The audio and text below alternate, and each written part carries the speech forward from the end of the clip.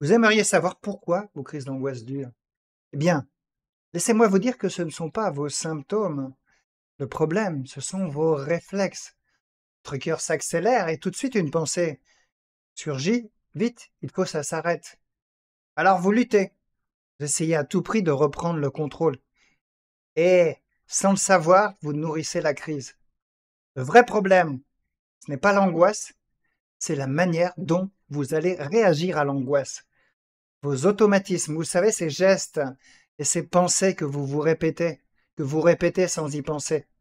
Dans cette vidéo, je vais vous montrer les 20 erreurs les plus fréquentes en pleine crise, des réflexes qui donnent l'illusion d'aider, mais qui en réalité entretiennent votre angoisse. Certaines erreurs que vous faites paraissent logiques, presque normales, et pourtant elles alimentent vos crises depuis des années. Et la numéro 7, je parie que vous la faites, sans même vous en rendre compte. Alors votre cœur a tendance à s'emballer. Il bat vite, beaucoup trop vite. Et tout de suite, vous avez cette pensée, il faut que ça s'arrête. Maintenant, c'est insupportable, je ne vais pas résister. Alors vous posez la main, comme je le fais là, sur votre poitrine, et vous comptez votre battement. Vous essayez de reprendre la main. Certaines personnes ont acheté une machine pour prendre la tension. Et plus vous y pensez, plus vous sentez chaque pulsation. Votre cerveau se dit, si je dois contrôler, c'est qu'il y a un danger. Résultat, il envoie encore plus d'adrénaline et votre cœur accélère encore plus et vous tombez dans une sorte de cercle vicieux. Vous croyez calmer en fait, mais vous alimentez la peur. Essayez de ralentir votre cœur, comme vouloir arrêter un TGV lancé à pleine vitesse avec vos mains. Vous allez vous épuiser. Et le train continue sa course, vous allez même vous faire écraser. Votre cœur finit toujours par ralentir, mais pas parce que vous forcez, parce que la vague d'adrénaline va retomber par elle-même. C'est vrai, l'adrénaline, cette hormone qui augmente les battements du cœur et qui provoque le stress. Vous voulez vous aider, mais en réalité, vous prolongez la crise. Deuxième erreur, c'est forcer sa respiration. Votre souffle s'accélère, votre poitrine peut-être se bloque, et vous vous dites « Oh, respire plus fort, sinon je vais étouffer ». C'est normal, c'est une réaction normale. Mais vous inspirez encore plus fort, et encore plus fort, comme si vos poumons allaient reprendre tout de suite le dessus sur ça. Mais ce geste, cet automatisme, fait l'inverse de ce que vous espérez. Vous entrez en hyperventilation et il y a trop d'air qui arrive. Résultat, votre tête se met à tourner, votre main picote, votre vision se brouille. Et votre cerveau conclut, si je respire comme ça, s'il y a tous ces symptômes, c'est qu'il y a un danger. Alors il envoie une nouvelle décharge d'adrénaline qu'on a vue tout à l'heure et l'angoisse monte encore. C'est une nouvelle fois un cercle vicieux. Vous croyez reprendre le contrôle, mais vous le perdez encore plus. Forcer sa respiration, c'est comme secouer une bouteille de soda déjà sous pression. Plus vous la secouez, plus ça explose après quand vous enlevez votre doigt. Ce réflexe peut paraître logique, prendre plus d'air, mais en réalité, il entretient votre panique. L'erreur numéro 3, bloquer son souffle pour se calmer. Parfois, vous faites l'inverse, vous retenez l'air. Au lieu d'en prendre, vous retenez. Et vous vous dites, si j'arrête de respirer un instant, la crise va s'arrêter et redescendre. Sur le moment, ça vous donne l'illusion de contrôler. Mais votre corps, lui, il comprend autre chose, je manque d'air. Alors il déclenche une alerte encore plus forte. Tension dans la poitrine, vertige et la peur monte d'un cran.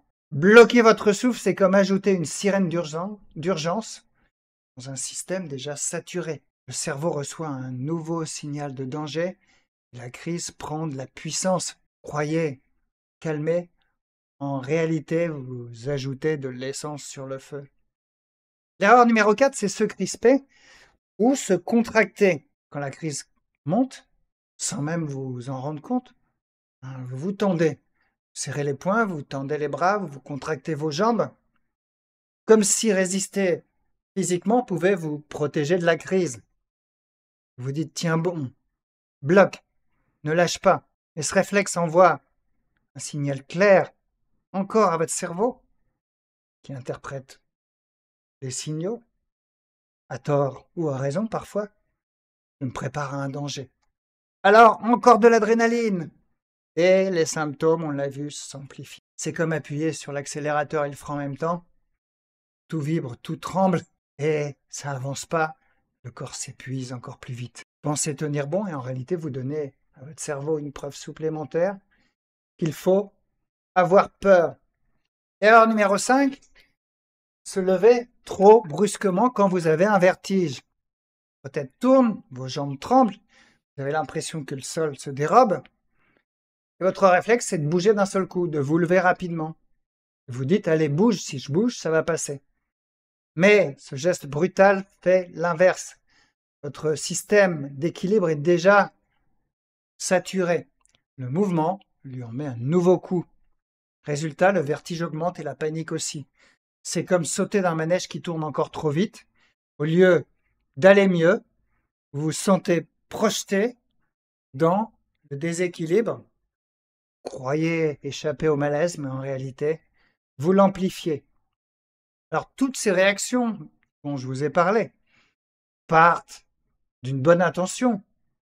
Reprendre le contrôle, calmer votre cœur, récupérer votre souffle, retrouver votre équilibre. Et chaque geste envoie à votre cerveau le même message. Si je dois forcer autant, c'est qu'il y a un danger. Et résultat, le système d'alarme s'emballe encore plus. Et vos symptômes se renforcent. Le piège, il est vraiment là. Ce n'est pas votre corps qui entretient la crise, pas les symptômes responsables de la crise. C'est la manière dont vous réagissez à ce que vous ressentez. Et si le corps peut déjà piéger vos réactions, attendez de voir ce que fait votre mental. Ce qui nous amène à l'erreur numéro 6. Je suis en train de perdre ma voix. Pardon.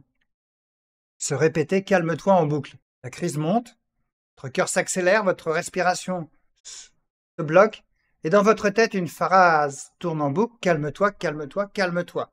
J'espérais que ça va vous apaiser, mais votre cerveau n'est pas dupe. Il sait très bien que vous êtes calme. Chaque répétition de cette phrase ajoute un peu plus de pression sur vous. Il se dit, si je dois me calmer autant, c'est que je vais vraiment pas bien. Et là, vos symptômes prennent encore plus de place et votre panique grossit au lieu de diminuer. Vous croyez vous aider avec ces phrases, mais en réalité, vous entretenez votre crise. Erreur mentale numéro 7, se dire « je vais mourir » ou « je vais devenir fou ». Quand vous avez une grosse crise, la pensée surgit d'un coup. Ça y est, je fais une crise cardiaque. Le cœur bat tellement fort que ça y ressemble. Ou alors je vais perdre la tête. Je vais m'interner, comme les gens disent. On pourrait dire hospitaliser, on n'interne plus, mais bon. Les phrases sonnent comme des menaces absolues. Elles transforment vos sensations en un danger vital, mortel. Mais votre cerveau ne fait pas la différence entre un danger réel et une pensée de danger. Et si vous vous dites « je vais mourir », ben il y croit. Il réagit comme si votre vie était en jeu.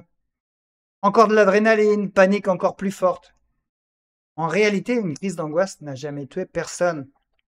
Ces pensées ne décrivent pas la réalité, la vérité. Elles décrivent tout simplement votre peur. Vous les prenez pour un signal d'alarme. Ce sont que des mirages créés par l'angoisse. 8e erreur, chercher une explication immédiate. Pourquoi ça arrive?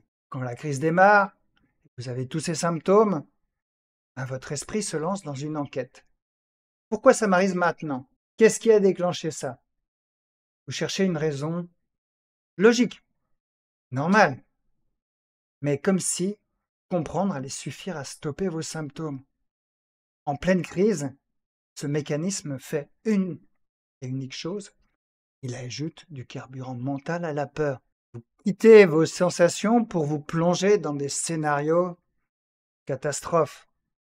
Et pendant que vous cherchez les causes, l'angoisse, elle continue sa course. C'est comme si en plein incendie, vous cherchiez qui a allumé l'allumette au lieu de sortir de la pièce. Le pourquoi peut-être peut se travailler plus tard au calme. Vous voulez vraiment travailler sur le pourquoi.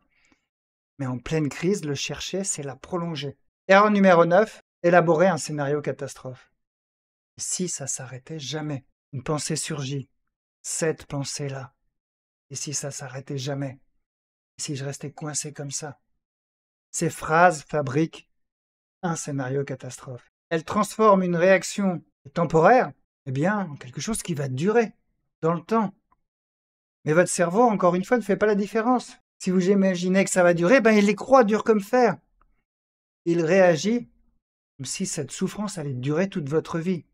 Et encore l'adrénaline et la peur qui explosent. La réalité, c'est qu'une crise d'angoisse ne dure jamais toujours. Elle a un début, un milieu, une fin. 20, 30 minutes maximum. Comme une alarme incendie, trop sensible. Elle sonne fort.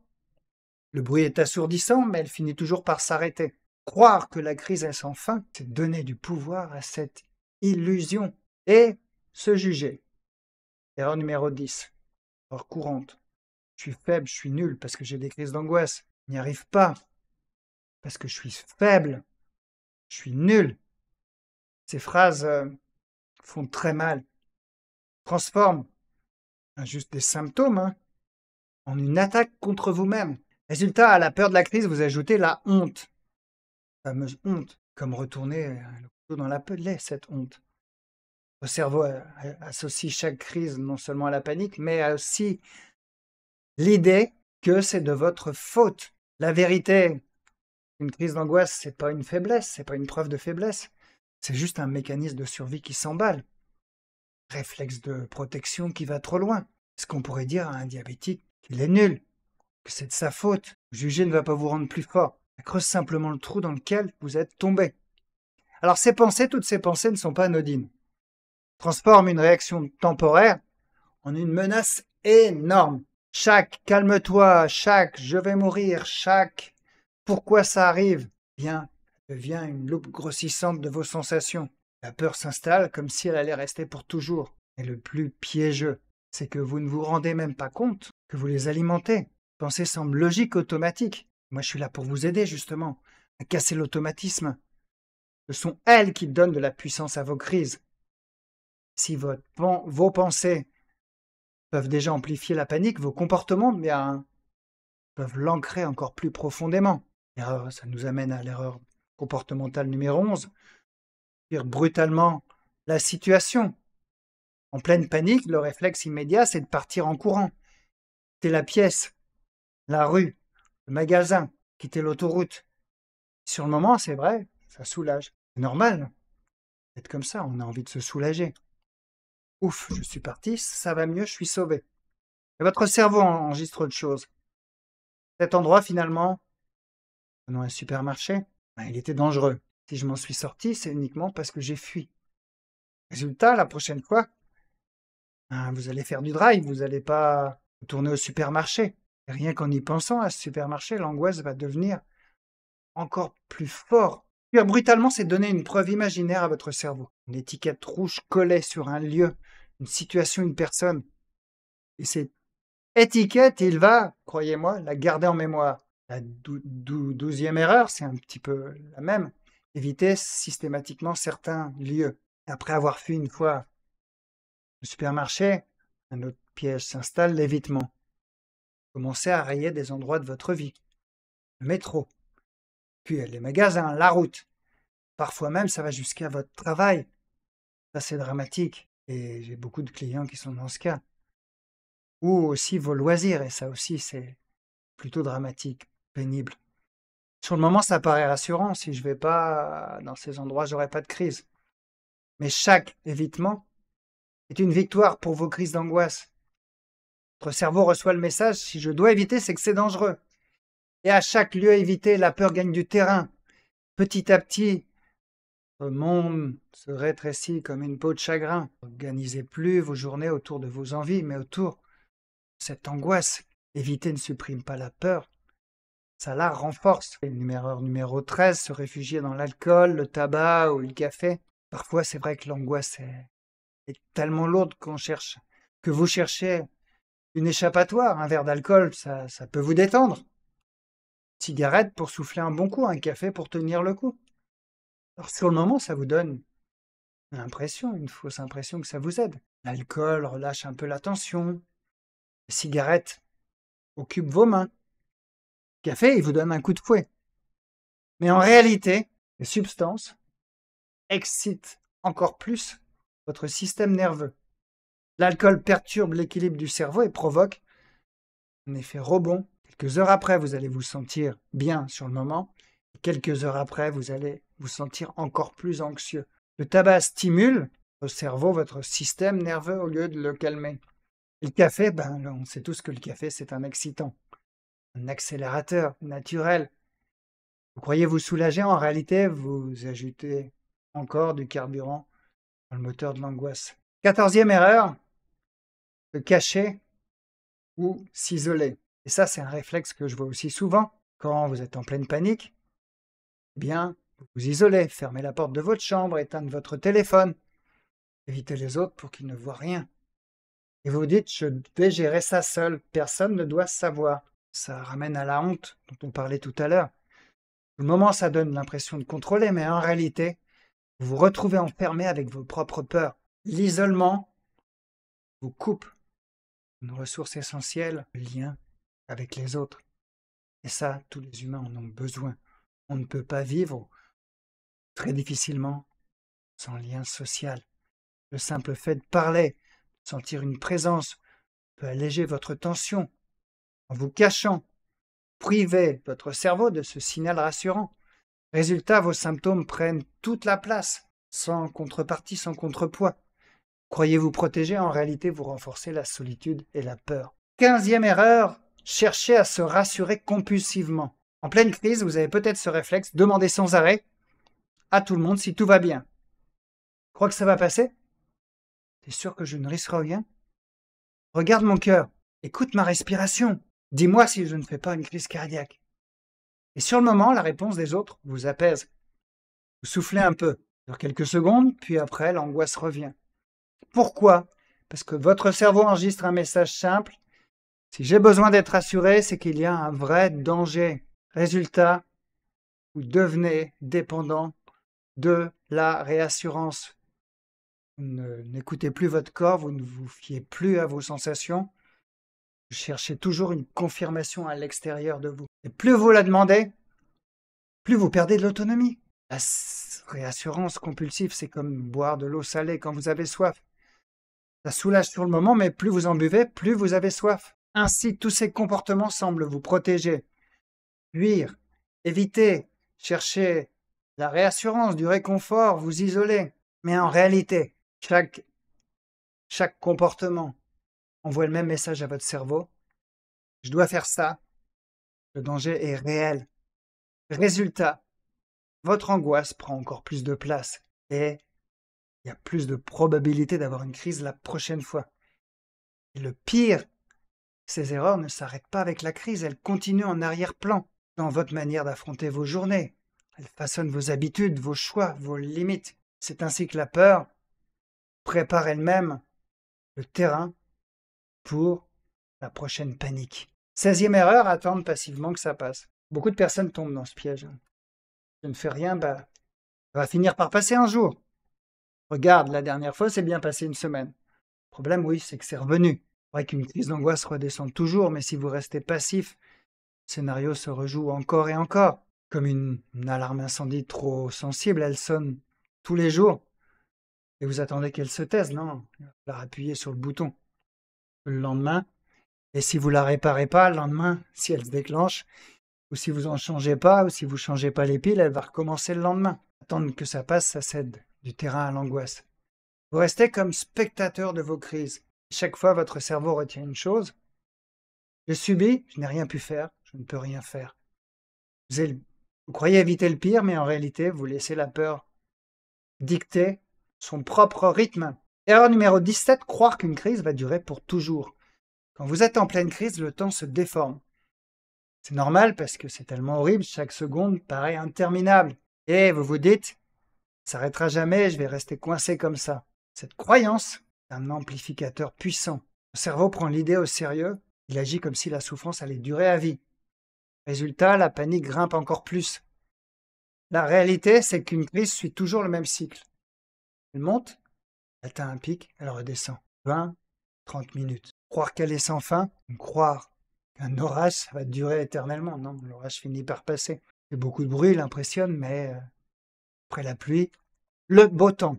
Erreur numéro 18, pensez qu'il faut trouver absolument la cause.